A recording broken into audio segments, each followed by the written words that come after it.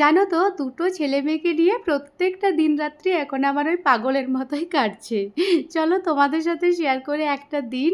Hi everyone, আমি সাথী, মম of two. আমার আজকের রিয়েল ডেইলি লাইফে তোমাদের স্বাগত জানাই। তো এখন বাজে রাত্রি কটা হবে, ওই 3:30 4টা। মেয়ের সাথে এখন মজা করছি, ঘুম থেকে তো উঠে পড়েছে। মেয়ে আমার সারা দিন মানে ঘুমোবে আর রাত্রিতে হচ্ছে অ্যাক্টিভ, আর ছেলে সারা দিন অ্যাক্টিভ, রাত্রিতে ঘুমোয়, আর মিডিলে আমি পড়ে গিয়েছি।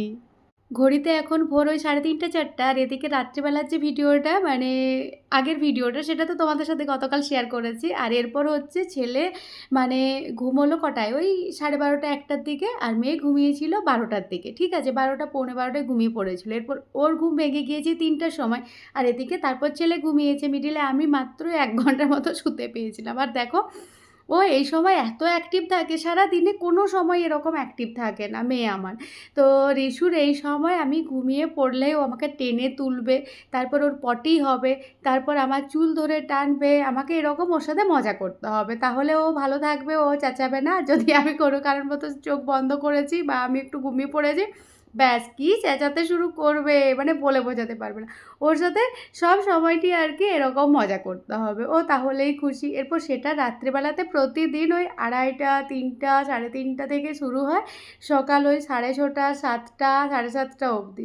এরপর ও তো ঘুমিয়ে যায়, আর ওকে সারাদিনে একটুও তোমরা দেখতে পাবে না, ও পুরো ঘুমাবে। তুমি যেভাবে যেখানেই ফেলে রেখে দাও ও ঘুমিয়ে পড়বে, কোনো চেঁচাচেঁচি নেই, ঝামেলা নেই, মিডিলে মিডিলে উঠবে, ব্রেস্ট ফিড করবে আর শুয়ে পড়বে।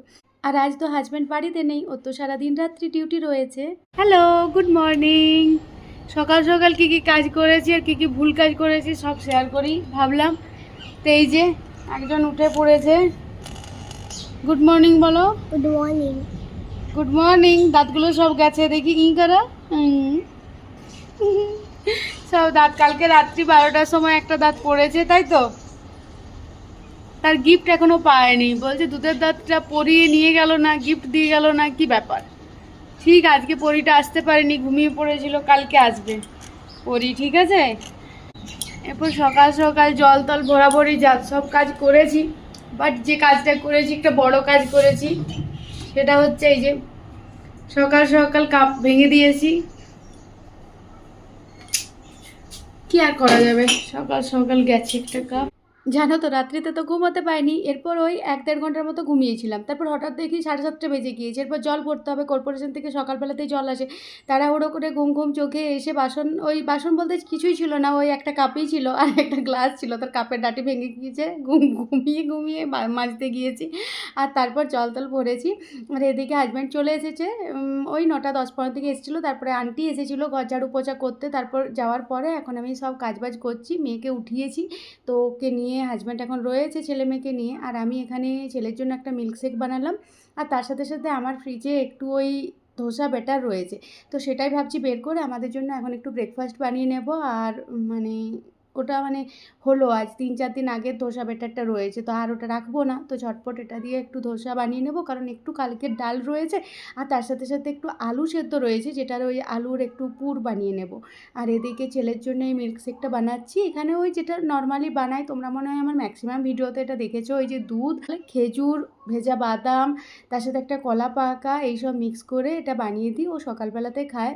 সত্যি কথা বলতে সব দিন পারি না, এখন এই রিসেন্ট পাচ্ছি না আর কি, যেদিন পারছি সেদিন দিচ্ছি, আর যেদিন আমি ঘুমিয়ে রয়ে যাচ্ছি সেদিন আর দিতে পারছি না, বা যেদিন মানে কি বলবো, এখন খুব অগোছালো টাইম চলছে, তো ওকে যেভাবে হোক সকালবেলাতে অথবা বিকেলবেলাতে দেওয়ার চেষ্টা করি আর কি। ছেলের এটা ভীষণ পছন্দের, জানো তো। ওর তো এখন গরমের ছুটি পড়েছে, কিন্তু ও যখন স্কুল যেত বা যাবে, সব দিন আমি এটা খাইয়ে ওকে পাঠাই। তার কারণ হচ্ছে এটা খুব তাড়াতাড়ি তৈরি করে নিতে পারি, আর এটার মধ্যে সব পুষ্টিগুণ রয়েছে। কখনো কখনো আমি পিনাট বাটার, ওটস, তার সাথে ভিন্ন ধরনের ড্রাই ফ্রুটস, দই, ভাজা চিড়ে যা পারি তাই অ্যাড করি। কি হয়েছে দেখি, এটা তুলতে গিয়ে কেমন পড়ে যায়।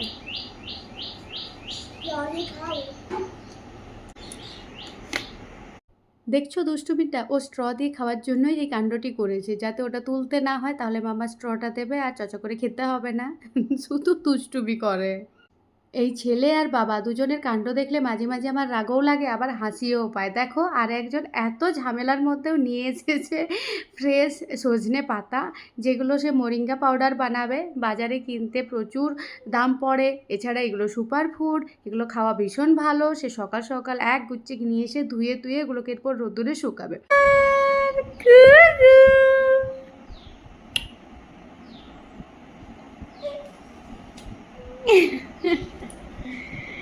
শুয়ে থাকো, হ্যাঁ।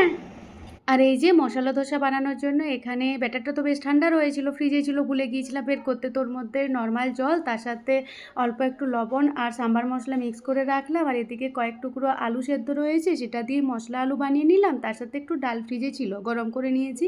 আর সকালে হাজব্যান্ড দুধ আনতে যেতে পারেনি, ওর নাইট ডিউটি ছিল, মানে সারাদিন রাত্রির ডিউটি ছিল, যে কারণে আজকে ছেনা ডিম সেদ্ধ কিছু করতে পারা গেল না। আর ওটাই আমাদের লাঞ্চ বলো বা ব্রেকফাস্ট বলো, ওটা করার পরে মানে খেয়ে নেওয়ার পরে এখানে দেখো জোয়ারগুলোকে রোদে দিয়েছি। ওগুলো জোয়ার ছিল, আর তার সাথে ওই যে পাতাগুলো, সজনে পাতাগুলো রোদে দেওয়া হয়েছে। একদিনেই বেশ খানিকটা শুকিয়ে গিয়েছিল। এদিকে বিকেলে খিদা লাগছিল, তো হাজব্যান্ড মুড়ি খেলো, আর আমরা এই যে দুটো পিৎজা বেস ছিল, তো সেগুলোর মধ্যে ভিন্ন ধরনের সবজি চিজ অ্যাড করে নিলাম, যাতে ছেলে একটু সবজিপাতি খায় আর কি। তো এটাই আর কি সস্তি রেডি করলাম। খেতেও ভালো, দেখতেও ভালো, খেতে ইচ্ছে করেছিল আর কি আমাদের। আর এদিকে হাজব্যান্ড এখানে সেই যে সজনে পাতাগুলো শুকিয়েই গিয়েছে প্রায়, সেগুলোকে সব ছাড়িয়ে নিচ্ছে। কালকে আরেকবার রোদ্দুরে দেবো, আর তাহলে এগুলো গুঁড়ো করার জন্য একদম রেডি হয়ে যাবে। চলো এখনের মতো আসি, আরেকদিন শুকাতে লাগবে।